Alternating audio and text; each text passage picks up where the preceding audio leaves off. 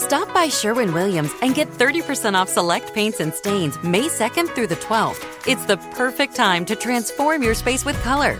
Refresh your home inside and out with colors that make every space feel brand new. From cozy interiors to stunning exteriors, we've got the perfect shade for your next project. Shop the sale online or visit your neighborhood Sherwin-Williams store. Click the banner to learn more. Retail sales only. Some exclusions apply. See store for details.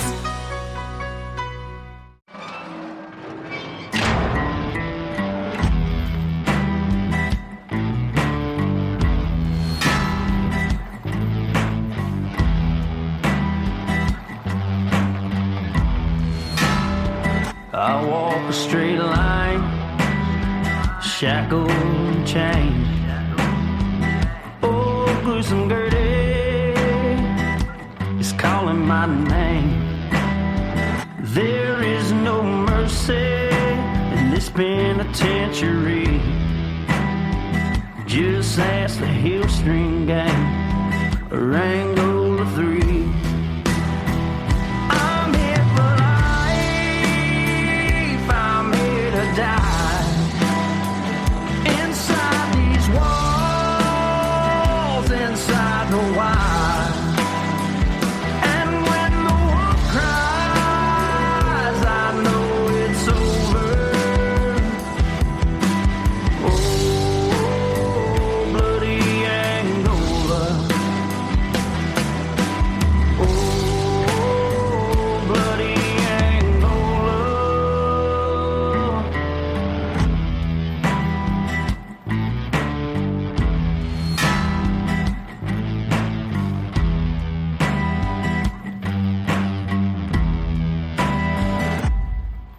Hey everyone, and welcome back to Bloody Angola, a podcast 142 years in the making, the complete story of America's bloodiest prison. I'm Jim Chapman, and today I'm going to bring you what is probably one of the most requested stories that I've ever gotten on this show. And it's taken a little while to put this one together because there's just not a whole lot of information out there, surprisingly, on this individual. But I finally got enough to tell you the story of Lloyd Bones Bone, who is really globally known as the Hearse driver of Louisiana State Penitentiary at Angola.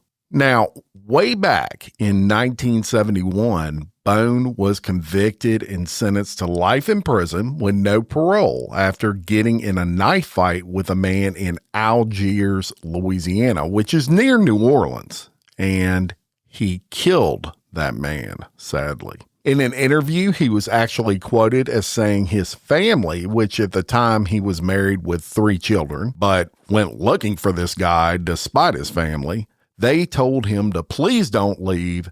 And he was quoted as saying, "I went after the guy and never made it back home." And you hear me a lot saying you're one decision away from ruining your life. All of us at any given time, one decision away.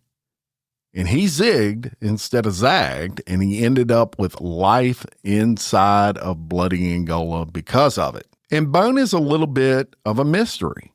He was known for his solemn role as the driver of Angola's horse-drawn funeral hearse. Now, this hearse is a black carriage built by inmates in 1998, and it was made to resemble 19th century designs. It's pulled by 2 Percheron horses named Diamond and Laddie, who are actually descendants of Warden Burrow-Kane's legit championship horses. And what Bone did with driving that hearse, it's a vital part of those funeral processions in Angola. It's really known as a somber tradition that those inmates that die in prison, they make their way to what's known as Point Lookout Cemetery or Point Lookout Cemetery 2 via that horse-drawn carriage with Bone driving it. Now, as I've told you in the past, 90% of the inmates of Louisiana State Penitentiary, they're going to die inside the wire. If you're sentenced, there's a good chance you're going to be buried there if you don't have family on the outside that have a funeral plot for you. Now, Bone was originally put in that role by Burl Cain himself, and it wasn't coincidental. Cain was looking for someone who really fit that role. They needed to be respected in the prison. They needed to be dedicated to what they were doing. And most importantly, they needed to know and recognize the importance of that role. And Bone fit the bill. Not only that, but quite honestly, he looked the part. Skinny, tall, and when he put on that tuxedo and top hat, he looked just like what you would picture in your mind as the driver of a hearse that was pulled by horses. And he took the role seriously. He was once quoted as saying, "I never forget what I am carrying." And the whole goal of this was to give even those who have spent their life in prison a dignified farewell, a way of saying, you now have served your sentence and you're free. And it can be emotional. Even correctional officers who attend these funerals and past wardens who attend these funerals, they've gotten teary-eyed at these funerals. And Bone stayed busy. Over 40 inmates on average die annually at Bloody Angola, and that figure's really held steady for the past 20 years. Now let's talk about the process for a minute. And Bone, he would go through this kind of checklist before these funerals. First, he would make sure that the hearse is in working order, that the wooden wheels are oiled, that it's totally clean, that the glass on the sides of this hearse are clean. Everything had to be perfect. He had to make sure that the horses were well taken care of and that the procession itself was conducted with the utmost respect. And all of the inmates that are buried at Lookout Point are buried in wooden coffins crafted by fellow inmates, and some of the most beautiful coffins anywhere in the world. Now, Bone did not start out his life in Angola driving the inmates to their final resting spots. As a matter of fact, in 1971, when he got sentenced to life inside the wire, there was no system like this. And he moved through Angola like everybody else, started out in the fields in the intensive heat for years before Warden Burl Cain took note of him and offered him that job. Now, prior to driving the hearse, Bone was a carpenter and very skilled at his job. He would produce a wide variety of items, including cabinets, dressers, potato bins, etc. But it was his craftsmanship, along with two assistants who built coffins, that really set him apart. As a matter of fact, it was Bone who had the honor of building a coffin for the Reverend Billy Graham. And Bone took pride in his work. He was once quoted as saying, "If you've seen what they were buried in before, you would understand." And he would say one time that people did not realize how demanding the role of building coffins were. He said he often worked long hours to meet the state requirement that inmates who died of natural causes be very quickly buried because they didn't embalm them. On one occasion, he actually worked 36 hours straight to complete a coffin for an oversized inmate.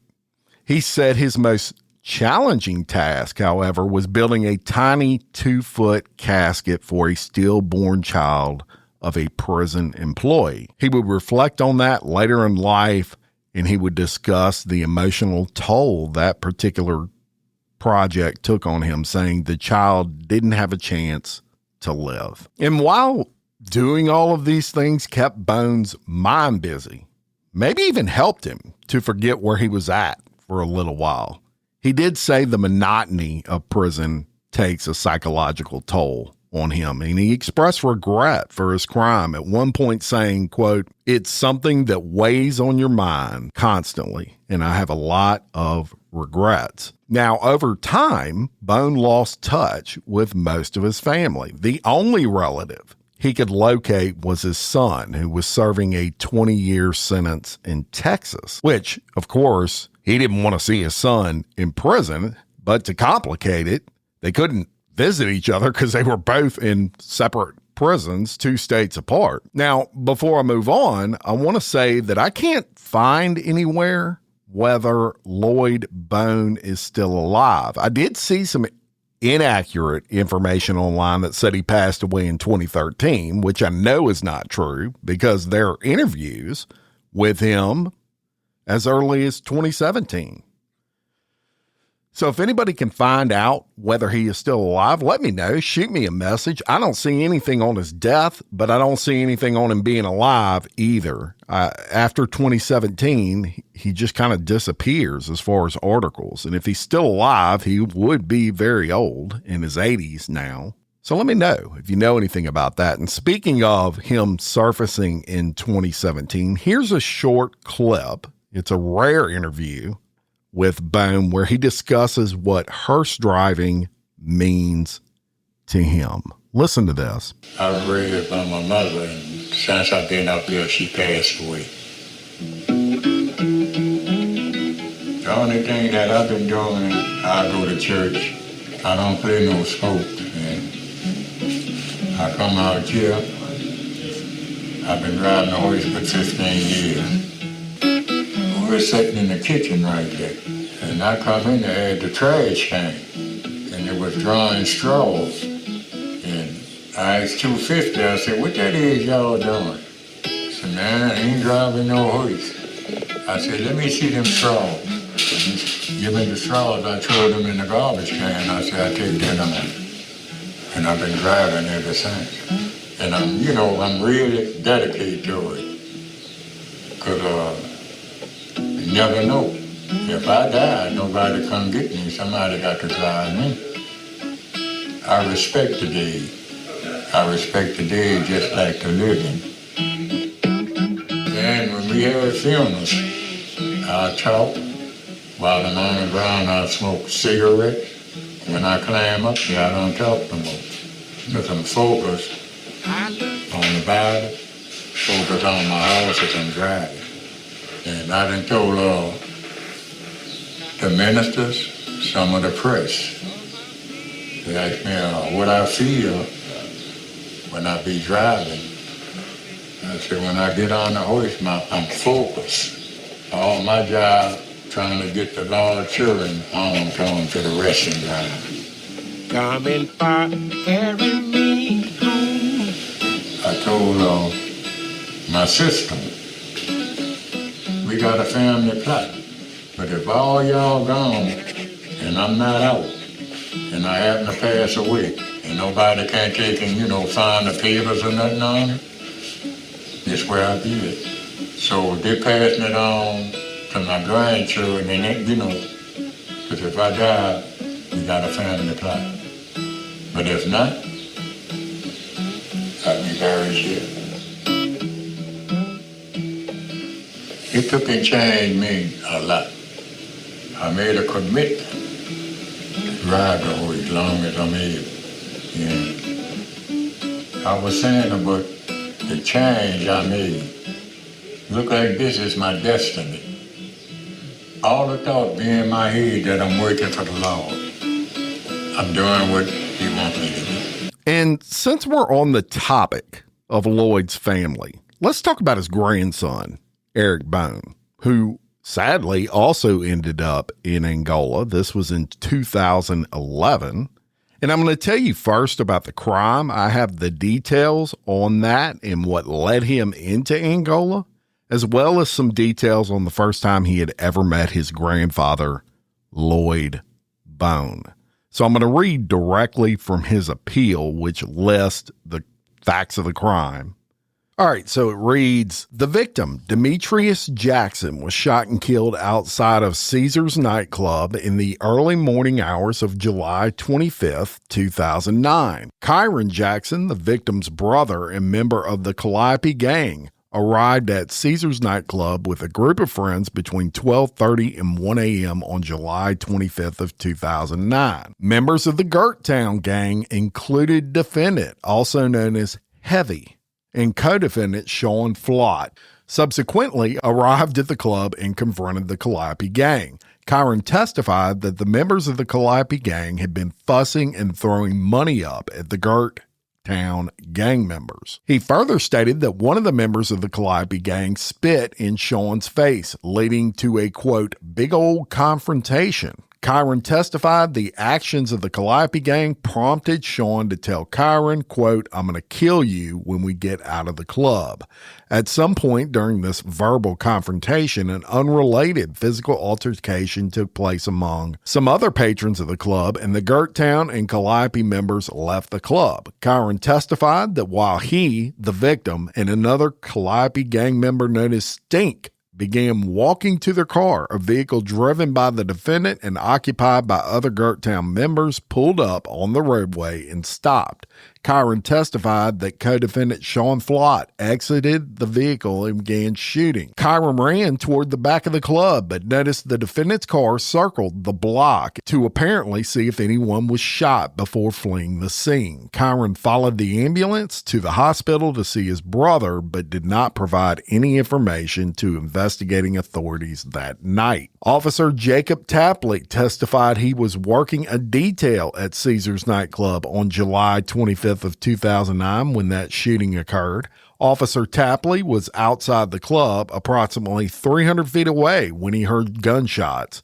Tapley testified that he did not witness the shooting, but did notice a silver four-door vehicle driven away from the scene at a high rate of speed. He radioed the description of the vehicle into headquarters and ran to the victim to render assistance. On cross-examination, Tapley testified that he never saw anyone getting out of the vehicle and never saw any doors open or close. Further, he testified that he never observed the vehicle circle the block or return near the scene. Officer Alton Savage testified that he was working a detail a few blocks away from the shooting.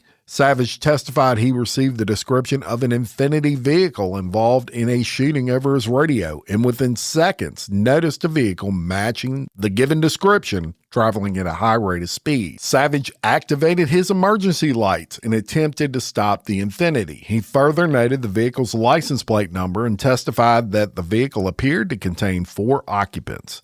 Savage testified the vehicle's driver refused to stop at a high rate of speed and continued to the interstate, where Savage lost sight of the vehicle near the I-10 Slidell exit. A vehicle that matched the license plate and description given after the shooting was recovered burned and abandoned that same day in New Orleans. Detective Ashton Gibbs testified that he reported to the shooting scene at approximately 3 o'clock a.m. to investigate the homicide, but that the bar patrons were either uncooperative or stated they did not witness the shooting. The only lead provided to Detective Gibbs was the vehicle's license plate number, which he learned was registered to an Erica Bone.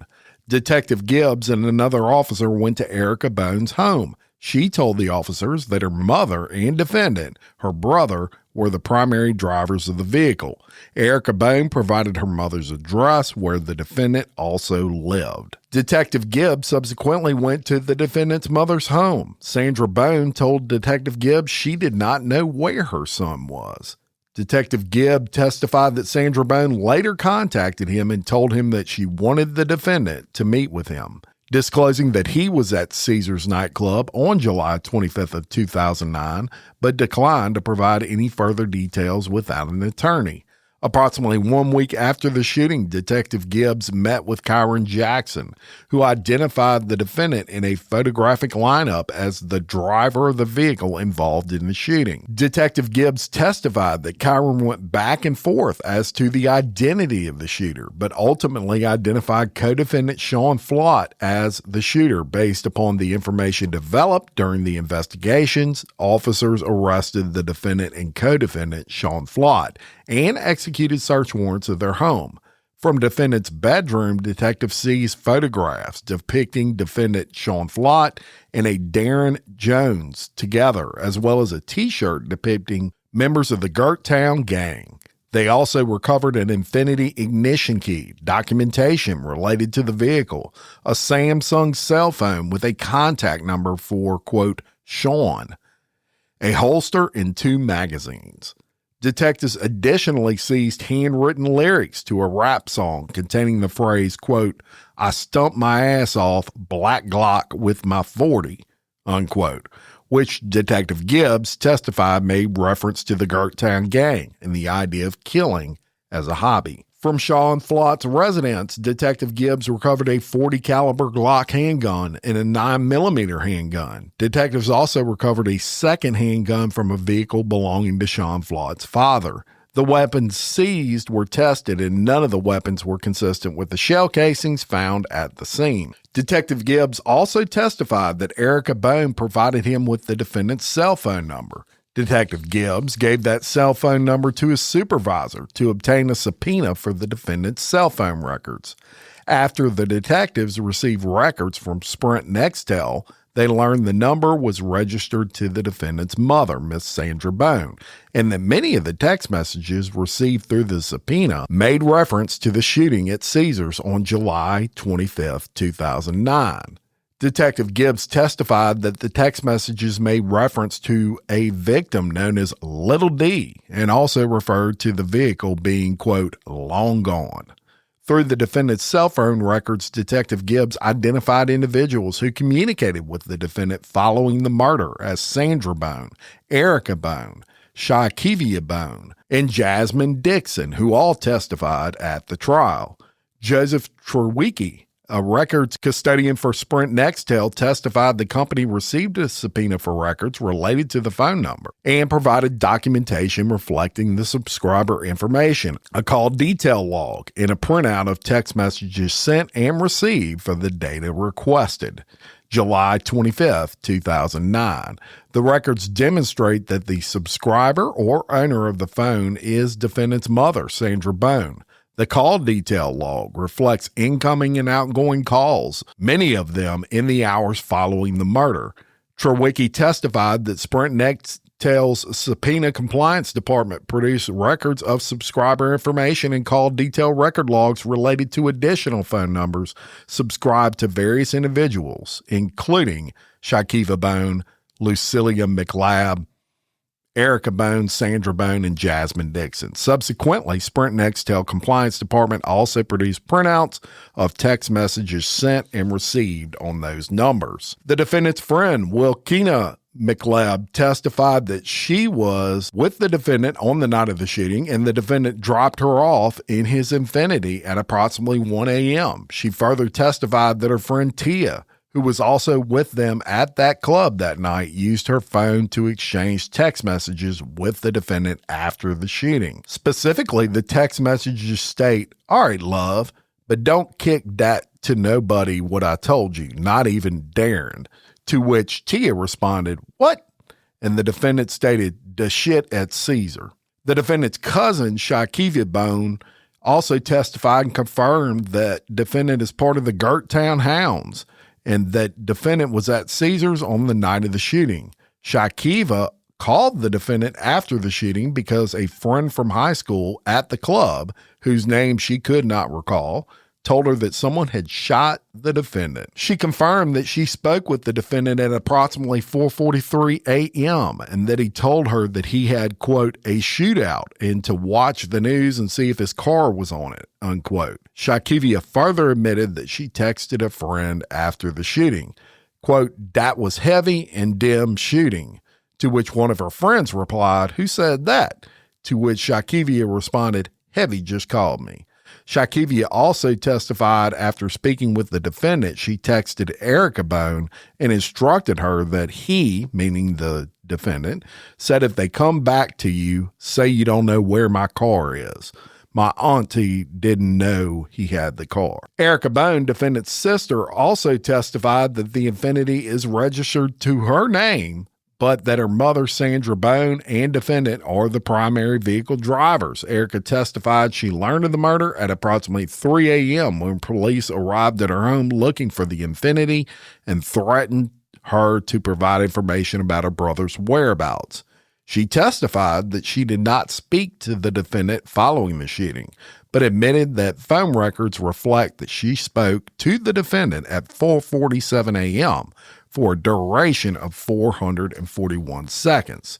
She further testified that she did not recall speaking with or texting Shakivia about the Infiniti, but then admitted to text messages from Shakivia's phone and that they reflect that she did exchange text messages with Shakivia concerning the whereabouts of the Infiniti following the shooting. Sandra Bone, the defendant's mother, also testified at trial.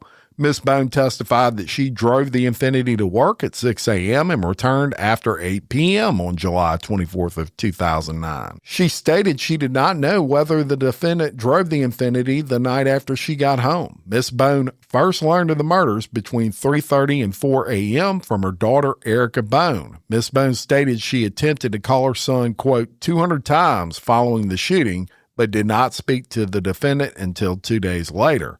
During her conversation with the defendant, he told her, quote, Mama, don't worry about it.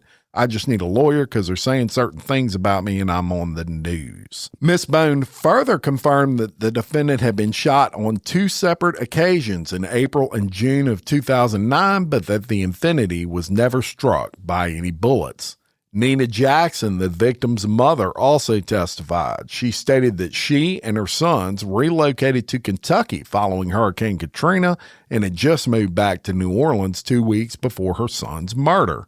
Miss Jackson testified that her son Kyron called her immediately after the shooting and told her that, quote, the man had just shot D. Miss Jackson testified that Siddiqui, her son's cousin, called her on the other line crying that they had just shot D.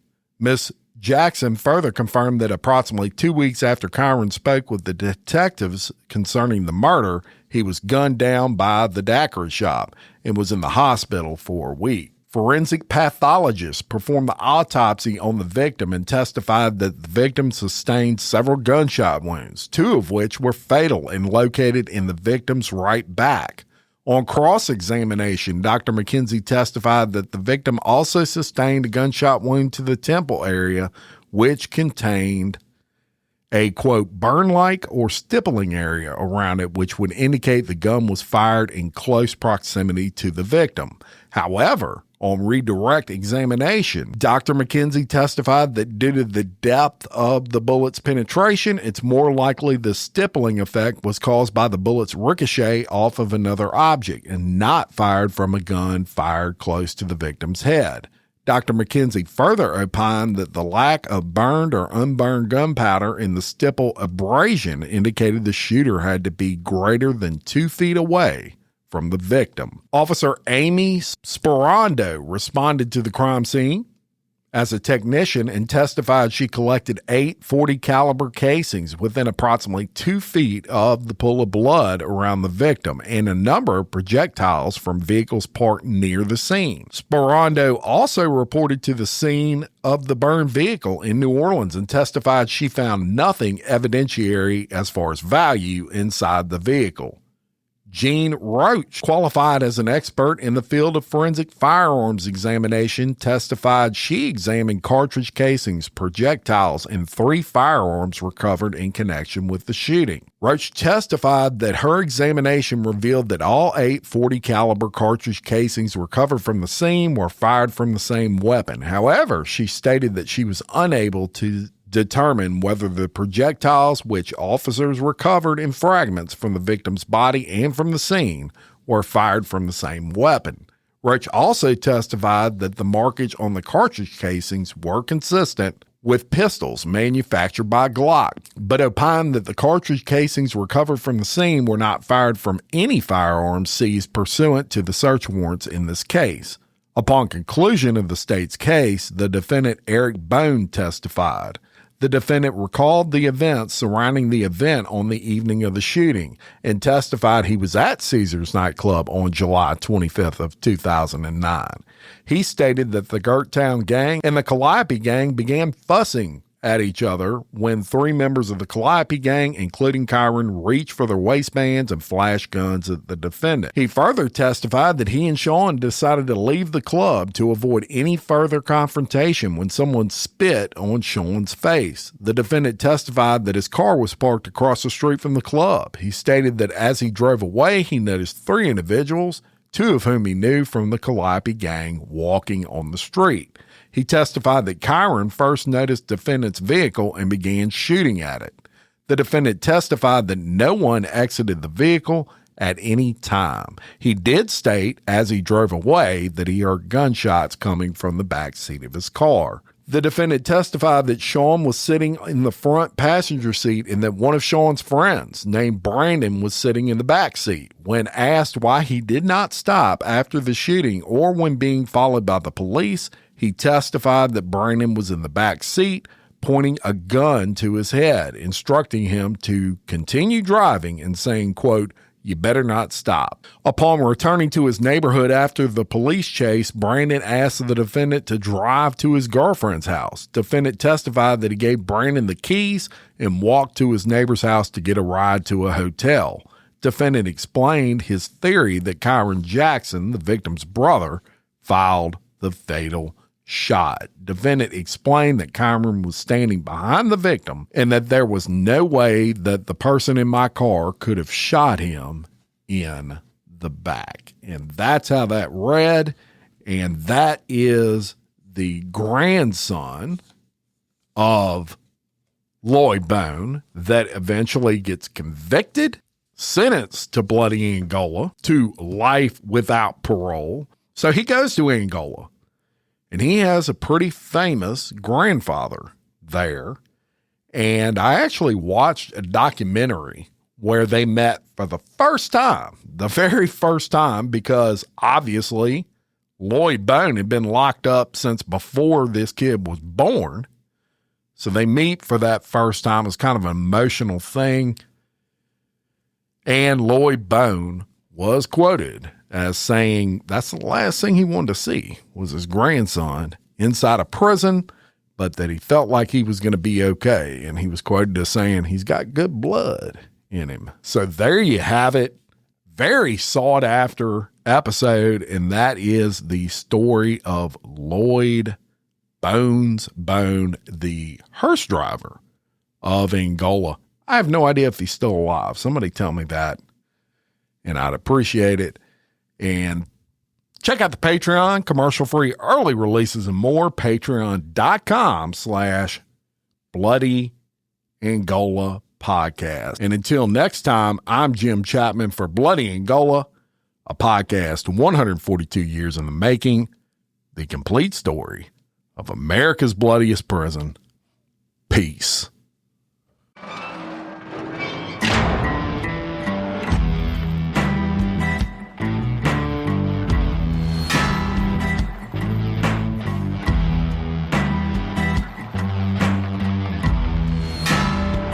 I walk a straight line, shackled and chained. Oh, gruesome Gertie is calling my name. There is no mercy in this penitentiary. Just ask the Hillstring gang.